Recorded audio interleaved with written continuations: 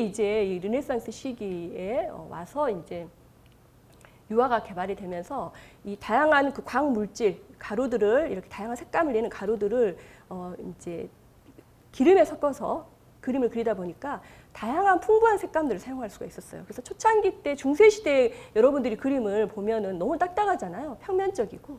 왜냐하면은 프레스코아라든지 템페라는 그림을 그리자마자 바로 말라버려요.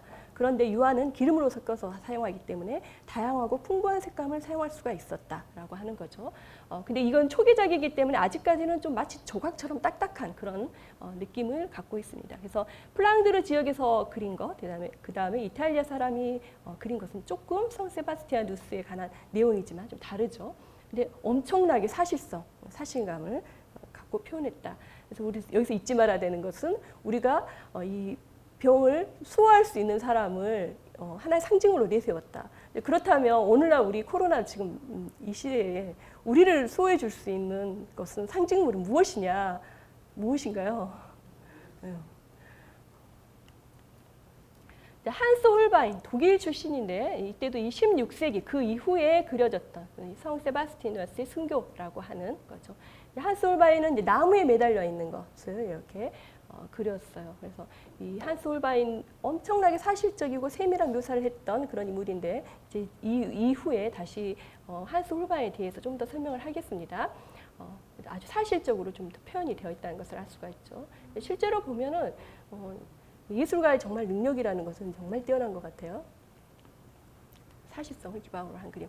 그래서 그 이후에 도대체 우리에게 주어진 이 병을 어떻게 극복할 수 있을까라고 생각할 때 스스로 이제 책찍질 고잉단이라 그래서 자신을 책찍질하면서 반성을 하는 그래서 지역을 돌아다니는 그런 게 유행을 했다라고요. 하나의 어떤 풍습처럼.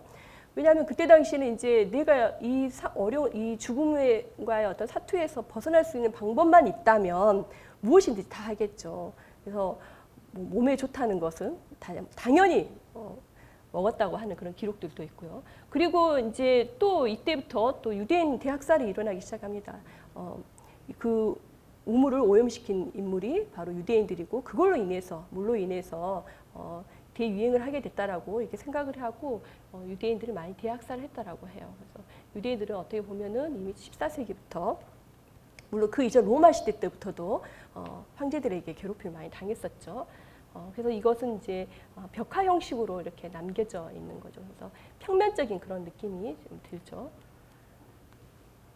그 다음으로 가장 많이 또 등장을 했던 게 이 죽음의 무도라고 하는 그런 벽화들이 많이 등장을 해요. 죽음의 무도는 한마디로 이야기하면 죽음의 춤. 그래서 해골을 상징하는 죽음을 상징하는 해골 이 상징을 통해서 당시 어떤 왕, 귀족, 뭐 귀부인, 뭐 농민 어떤 계급에 상관없이 모두 다 죽음 앞에서는 평등하죠. 이 사람들이 그 춤을 추면서 데리고 가는 그것을 벽화에다 많이 그렸다라고 해요.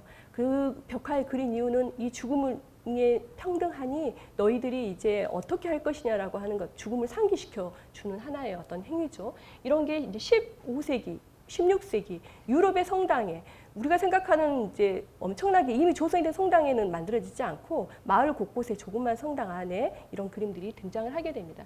그래서 실제로 이탈리아 15세기에 이 성당에 그려졌던 제 위에 보면은 해골, 죽음이 왕이죠. 그리고 그 밑에 무릎을 꿇고 있는 왕부터 모든 계급을 종사하고 있는 사람들이 여기에서 하나의 상징적인 요소로 그려지고 있습니다. 그리고 그 밑에는 그 죽음의 춤을 이야기하는 손을 잡고 춤을 추면서 죽음으로 안내하고 있는 그런 모습을 보여주죠.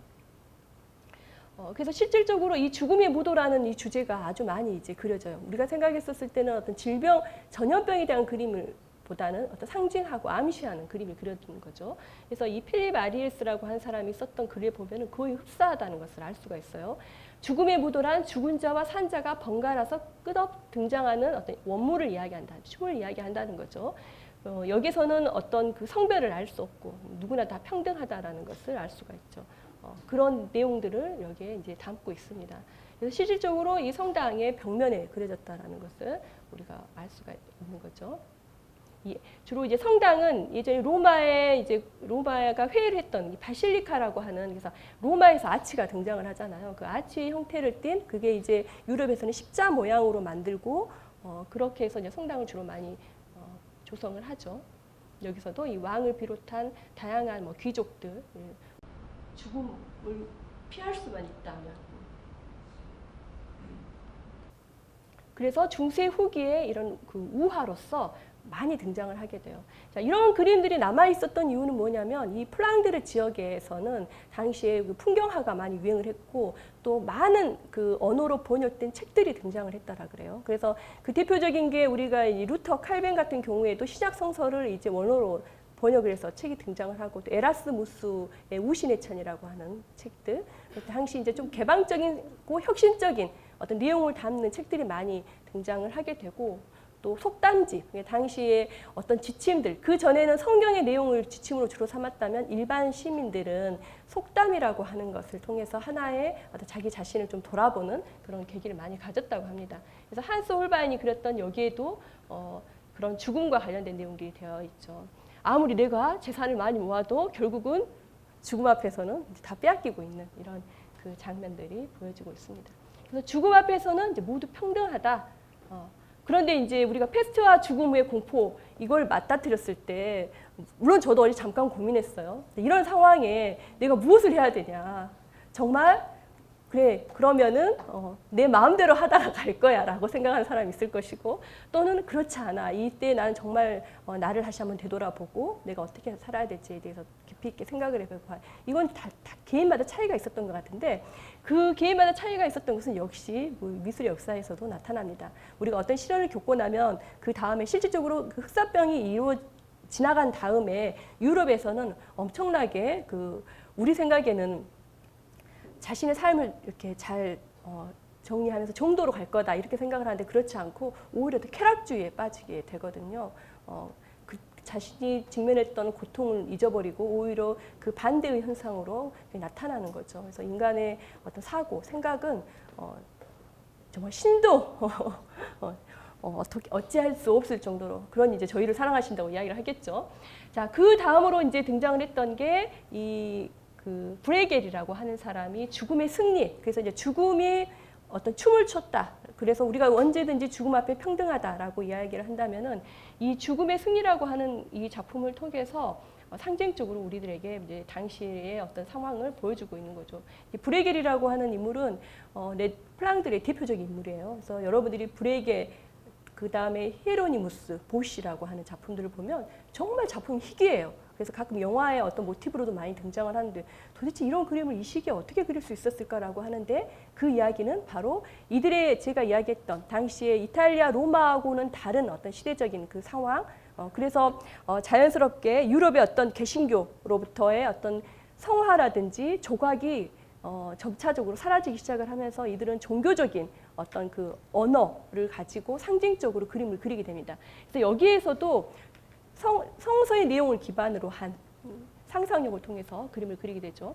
이거 제목은 죽음의 승리, 흑사병에 대해서 그린 그림이라고 그래요. 그런데 수많은 사람들이 여기에 등장을 하죠.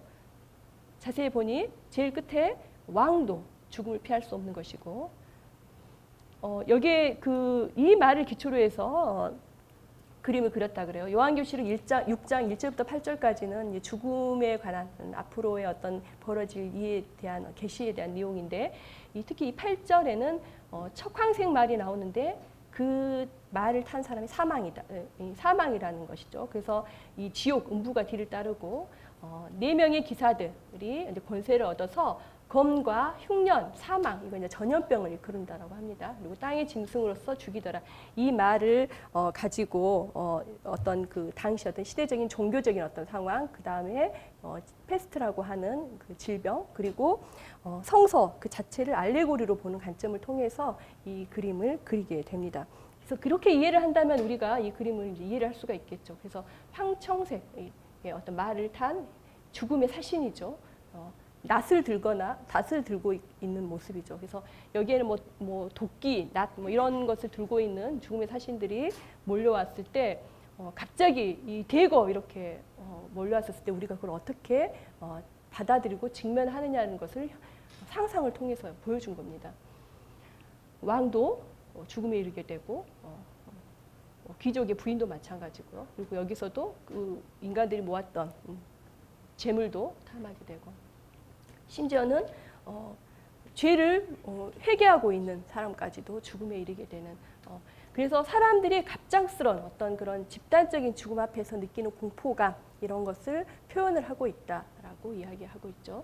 실질적으로 14세기 유럽에서 흑사병보다 더한 어떤 충격, 전쟁보다도 더한 그런 충격이 있었다라고 하는 것. 근데 이건 역시 전쟁은 대상이 있는 거잖아요. 그런데 흑사병은 우리가 알 수 없는 것과 싸우는 거니까. 그런데 특이하게도 한쪽 구석에 앞에서 보셨을지 모르겠는데 여기 이쪽에 구석에 보면은 이 와중에도 남녀가 서로 이렇게 악기를 연주하면서 있는 모습이 보이죠. 자, 피터 브레겔이 자화상입니다. 많은 예술가들이 있는데요. 이제 피터 브레겔의 작품들을 여러분 나중에 기회가 되면은 좀 이 프랑드르 지역의 시대상들을, 그래서 그는 이제 성경 말씀을 통해서 예수님을 표현하거나 뭐 그의 제자들을 표현하거나 할 때도 일반 사람들의 생활 모습을 가지고 그림을 그리거든요. 그래서 특히 이제 농민들의 삶이 많이 드러났다 그래서 농민의 화가다 이렇게 부르는데 상당히 이제 우리가 생각했던 어떤 예술가의 어떤 모습하고는 조금 다른 아주 친근한 그런 모습을 볼 수가 있죠.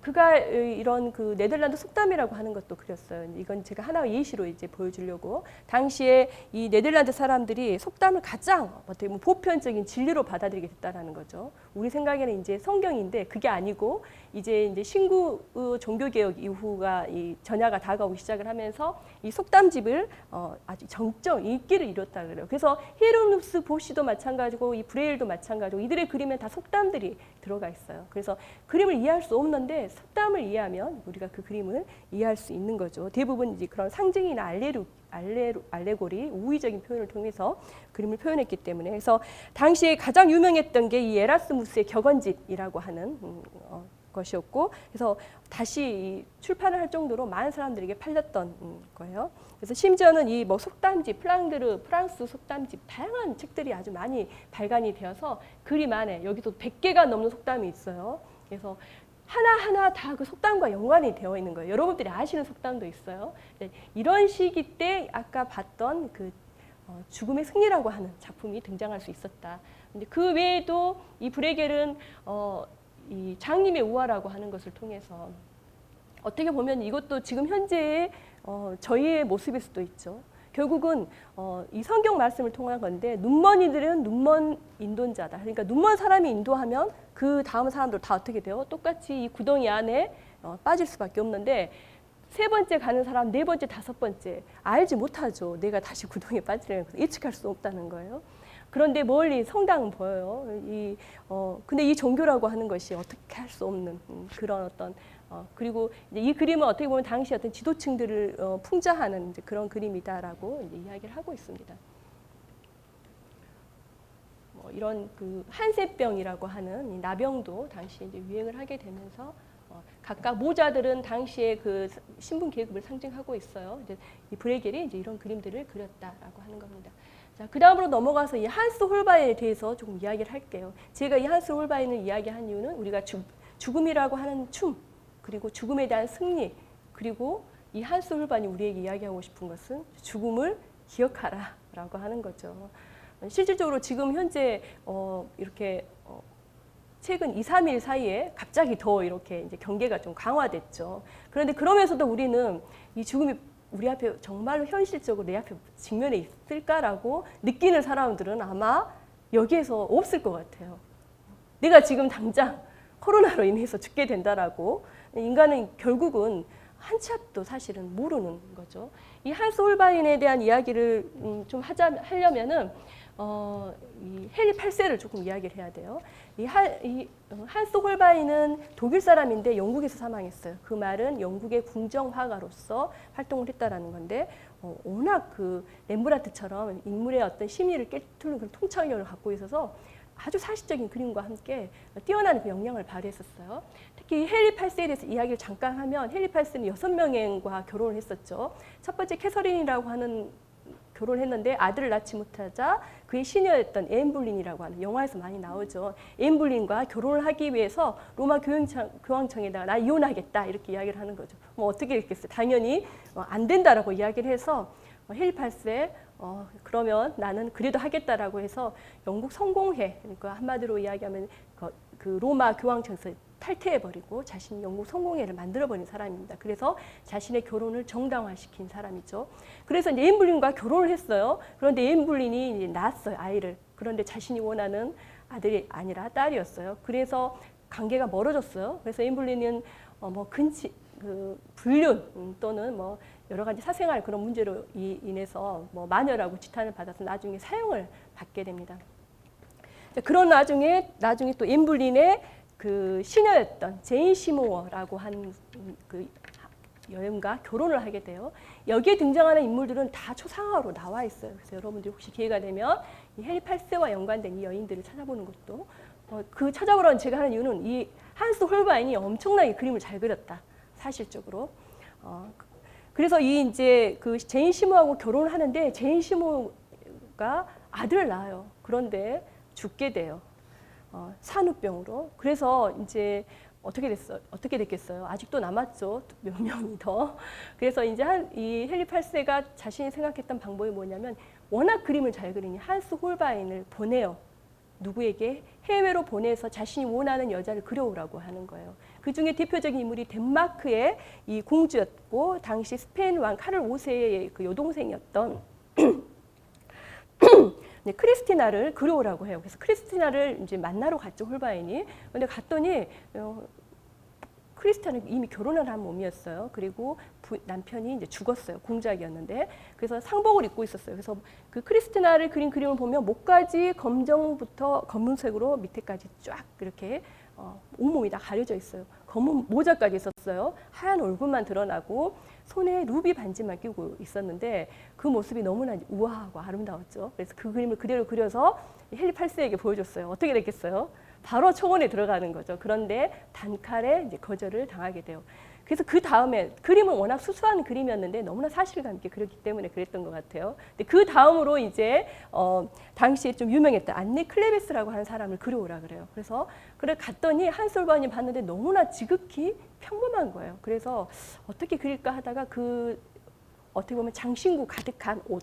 그래서 우리가 영국의 그 옷들 보면은 장신구들에 가려져서 마치 얼굴이 드드러지지 않을 정도로 그래서 완벽하게 그림을 그려서 가지고 가죠. 그래서 헨리 8세가 그 그림을 보고 어떻게 됐겠어요? 바로 청혼을 하게 됩니다. 결혼했죠. 그런데 자신이 봤던 그림하고 너무나 다른 거예요. 그래서 깜짝 놀랐다고 합니다. 헨리 8세가. 그래서 결국은 6개월 만에 이혼하게 됩니다. 이유는 그림과 달라서 더 구체적으로 이야기하면 너무 못생겨서 이렇게 기록이 되어 있더라고요.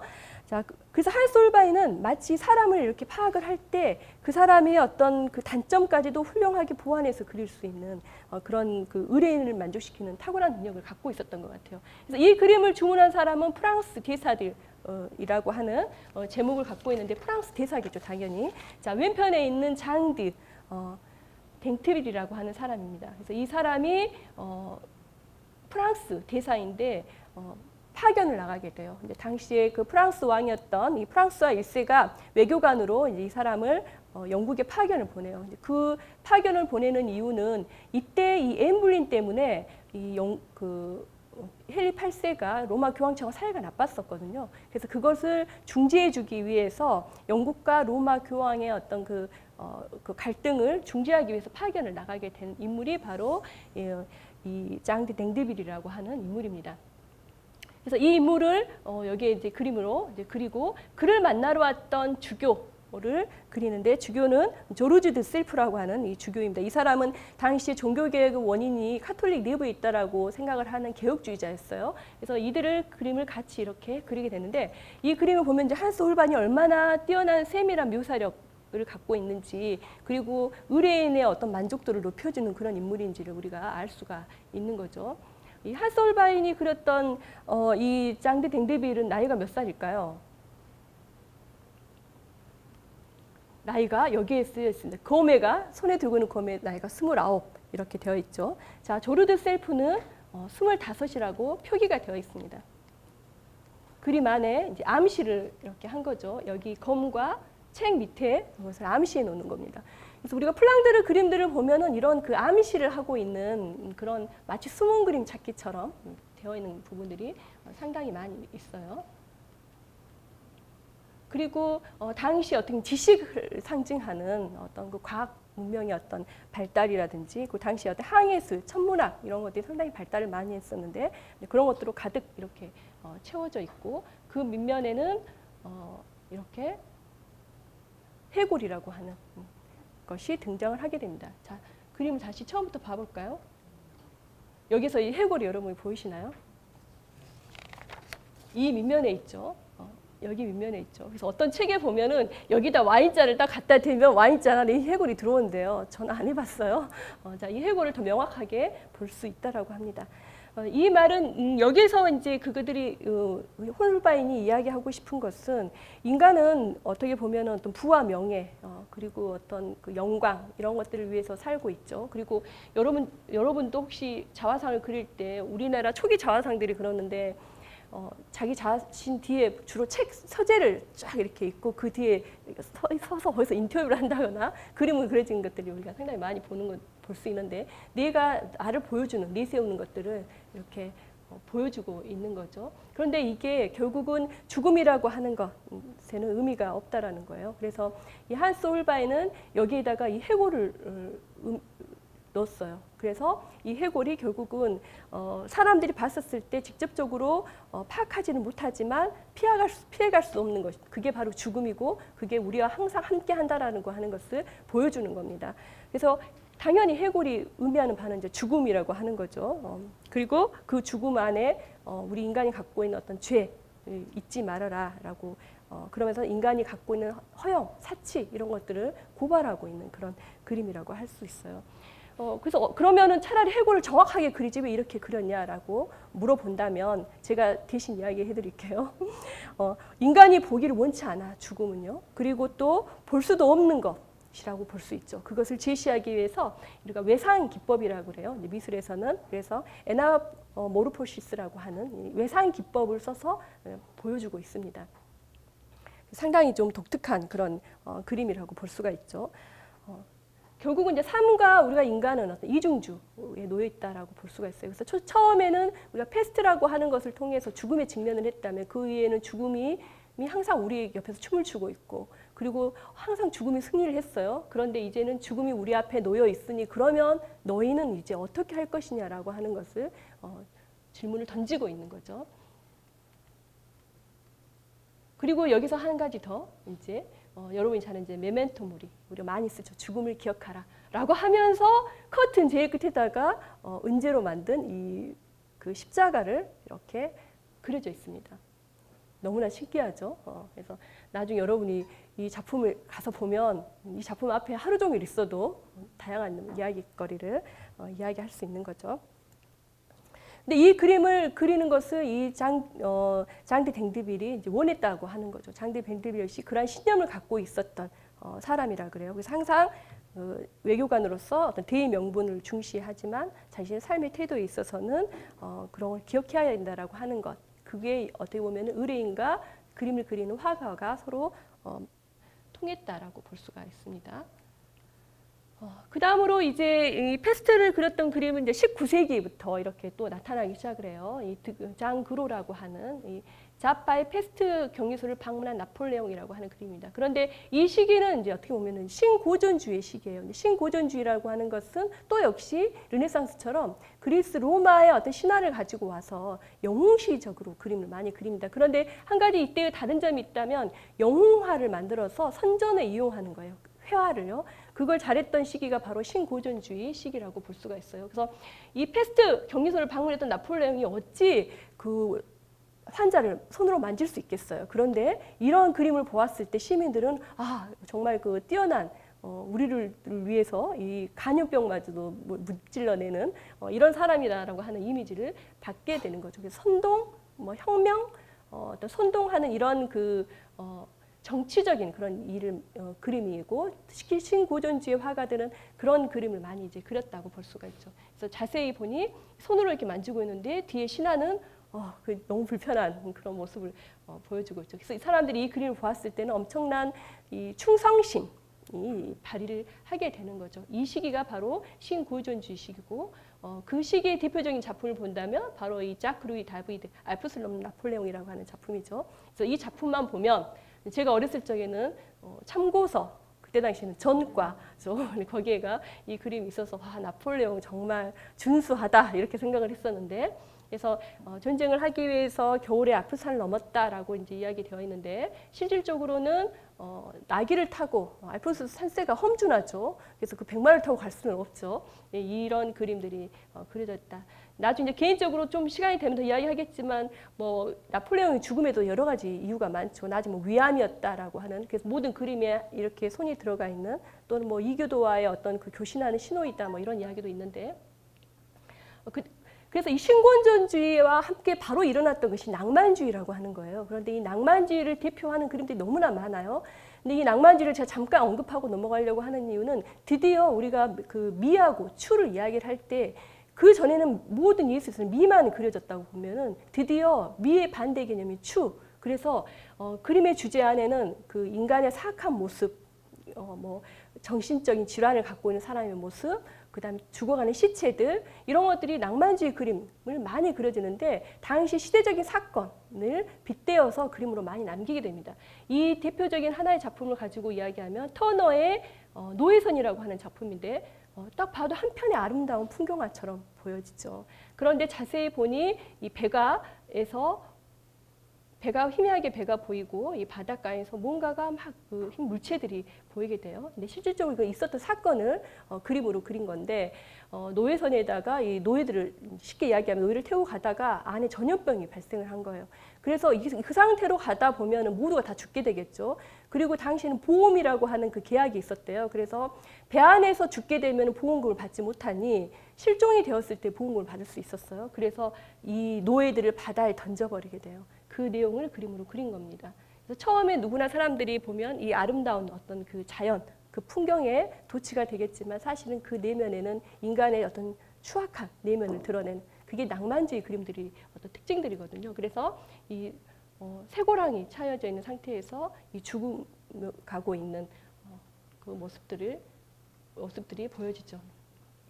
사실은 엄청나게 끔찍한 그 장면이라고 볼 수가 있는데 낭만주의 시대에 드디어 이 추라고 하는 것이 이제 등장했다라고 이야기할 수가 있습니다.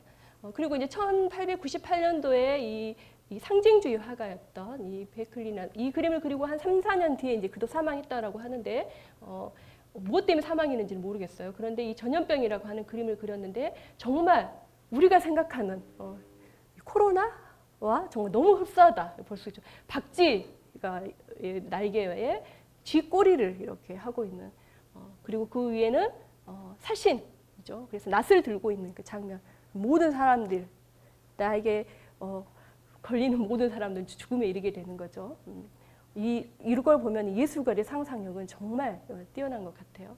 거의 보이지 않는 거지만 그것을 구현해낼 수 있는 이런 것들이 대부분 상징, 아까 말한 우의, 알레고리 이런 어떤 특징들로 보여준다라고 볼 수 있어요. 두 번째는 이제 스페인 독감에 대해서 조금 이야기를 하고 쉬도록 하겠습니다. 스페인 독감도 아마 제 앞에서 많은 분들이 이야기를 했을 것 같아요. 그런데 중요한 것은 패스트보다도 훨씬 더 많은 사상자를 내게 됐다. 그리고 제가 이걸 이제 보다 보니까 오히려 화가들은 이 그림을 그릴 수도 없을 만큼 바로 급작스럽게 죽어버리는, 사망하는 경우가 많아서 스페인 독감을 그림으로 그린 화가들은 실제로 많이 없어요. 몇몇 불가한데 그런데 그런 그림도 남아 있었던 이유는 결국 우리가 예술은 삶이라 그랬죠. 그래서 예술가는 자신의 삶을 그림으로 그렸기 때문에 그나마 그게 남아 있었다는 생각이 듭니다. 그래서 1918년에 미국 시카고에서 이제 참고를 해서 2차 세계전 사망자 수보다 훨씬 더 많았다.